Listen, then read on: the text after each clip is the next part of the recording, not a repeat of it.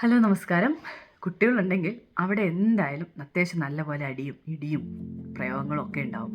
ഈ അടിയും ഇടിയും എന്ന് പറയുന്നത് അച്ഛനും അമ്മയും കുട്ടികളെ അടിക്കുന്ന കാര്യമല്ല ഞാൻ പറഞ്ഞത്. കുട്ടികൾ തമ്മിൽ അങ്ങോട്ടും ഇങ്ങോട്ടും അടിയും, അതുപോലെ തന്നെ നല്ല വാശിയും, അതുപോലെ തന്നെ നല്ല മെൽ ഡൗൺസും ഒക്കെ നമ്മൾ ഡെയിലി കാണുന്നുണ്ടാവും.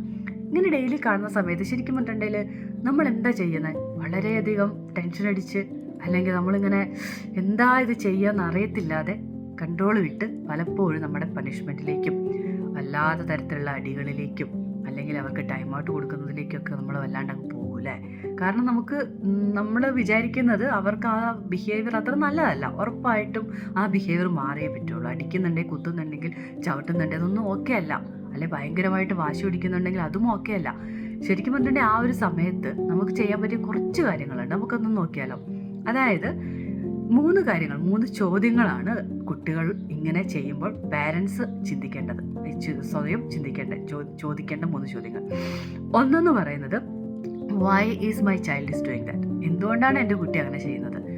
നമ്മൾ പലപ്പോഴും വിചാരിക്കും he's spoiled brat, he's naughty, പിന്നെ അവൻ അങ്ങനെയാണ് ഇങ്ങനെയാണ് അതുകൊണ്ട് അവൻ ഇങ്ങനെ ചെയ്യുന്നു, അവൻ അറിയാം അങ്ങനെ ചെയ്യരുതെന്ന്, എന്നിട്ടും അവൻ അങ്ങനെ ചെയ്യുന്നു എന്ന് നമ്മൾ വിചാരിക്കും.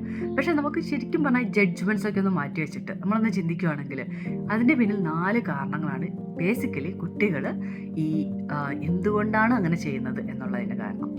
ഒന്നെന്ന് പറയുന്നത് അവർ ചിലപ്പോൾ ഹംഗ്രി ആയിരിക്കും. 2 എന്ന് പറയുന്നത് അവർ ചിലപ്പോൾ ആംഗ്രി ആയിരിക്കും, അല്ലെങ്കിൽ ലോൺലി ആയിരിക്കാം, അല്ലെങ്കിൽ ടയേർഡ് ആയിരിക്കാം. ഇതിൻ്റെ പേര് ഹോൾട്ട് എന്നാണ്. ചിലപ്പോൾ ഹംഗ്രിയാണ്, ആംഗ്രിയാണ്, ലോൺലിയാണ്, അല്ലെങ്കിൽ ടയേർഡാണ്. ഈ 4 കാര്യങ്ങൾ കൊണ്ടായിരിക്കും പൊതുവെ കുട്ടികൾ എപ്പോഴും എന്തെങ്കിലും ഒരു ബിഹേവിയർ കാണിക്കുന്നത്. ഇനി ഇതെല്ലാം പോയിട്ട് നമുക്ക് ഒന്ന് അവരെ നന്നാക്കണം, നമ്മൾ പറഞ്ഞു കൊടുക്കണം. അങ്ങനെയാണെങ്കിൽ അടുത്ത ക്വസ്റ്റ്യനും ഉണ്ട്. എങ്ങനെയാണ് നമുക്കത് പറഞ്ഞു കൊടുക്കാൻ പറ്റുന്നത്? What I can do for my child എന്നുള്ള ക്വസ്റ്റ്യൻ. ആ സമയത്തും ഇതുപോലെ തന്നെ നമ്മൾ പണിഷ്മെൻ്റ് ആയിട്ടും, അല്ലെങ്കിൽ നമ്മൾ അടി കൊടുക്കാം, നമ്മളല്ലെങ്കിൽ അവനെ പോയിട്ട് റൂമിലേക്ക് അടയ്ക്കാം, ടൈം ഔട്ട് കൊടുത്തേക്കാം എന്നൊക്കെ വിചാരിച്ചു കഴിഞ്ഞിട്ടുണ്ടെങ്കിൽ ഇച്ചിരി കഷ്ടമാണ്. കാരണം എന്താണെന്ന് വെച്ചാൽ കുട്ടികളുടെ ബ്രെയിനിന് നേരത്തെ പറഞ്ഞിട്ടുണ്ട് കംപ്ലീറ്റ് ഡെവലപ്മെൻ്റ് ഒന്നും ആയിട്ടില്ല.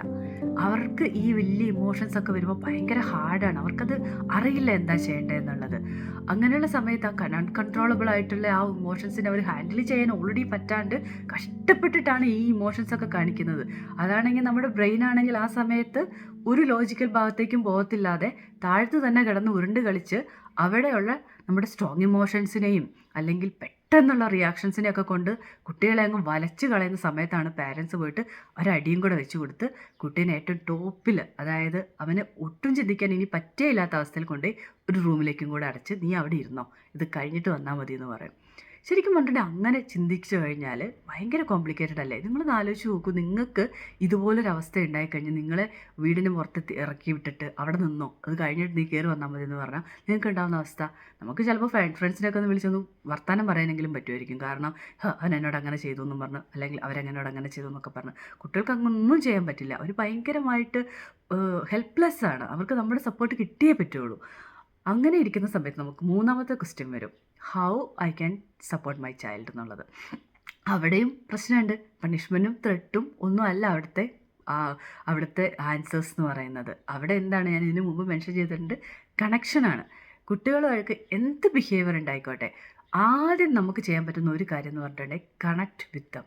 അവരുമായിട്ട് കണക്ട് ചെയ്യാൻ നമുക്ക് പറ്റിക്കഴിഞ്ഞാൽ അവർ ഓട്ടോമാറ്റിക്കലി നമ്മൾ പറയുന്ന കാര്യങ്ങൾ കേട്ടു തുടങ്ങും. ചിലപ്പോൾ ഫസ്റ്റ് വട്ടമൊന്നും കേട്ടില്ലായിരിക്കും, പക്ഷെ കുറച്ച് സമയം നിങ്ങൾ ട്രൈ ചെയ്താൽ ഉറപ്പായിട്ടും കേൾക്കും. അപ്പം ഈ 3 ക്വസ്റ്റ്യൻസ് നിങ്ങൾ ഓർത്ത് വെക്കുക. എന്തുകൊണ്ടാണ് എൻ്റെ കുട്ടി അങ്ങനെ ചെയ്യുന്നത്? കുട്ടി ചിലപ്പം ആംഗ്രി ആയിരിക്കും, അല്ലെങ്കിൽ ലോൺലി ആയിരിക്കും, അല്ലെങ്കിൽ ഹംഗ്രി ആയിരിക്കും, അല്ലെങ്കിൽ ടയേർഡ് ആയിരിക്കും. എന്താണ് ഞാൻ കുട്ടിക്ക് പറഞ്ഞു കൊടുക്കേണ്ടത്? എന്തുകൊണ്ടാണ്, എങ്ങനെയാണ് ഞാൻ കുട്ടിക്ക് പറഞ്ഞു കൊടുക്കേണ്ടത്?